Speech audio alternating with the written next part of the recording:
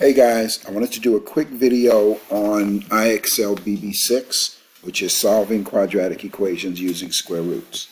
So the quadratic equation we're going to look at is let's draw, 3x squared minus 8 equals 67.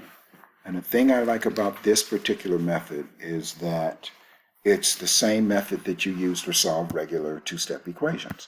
So we're going to draw a line. We're going to add 8 to both sides. And we're going to get 3x squared, because this cancels, equals 75. My next step then, of course, is to divide by my coefficient, which cancels out this 3. Just want to reiterate that every time you do a step solving an equation, it has to cancel something out. So this now gives me x squared equals 25.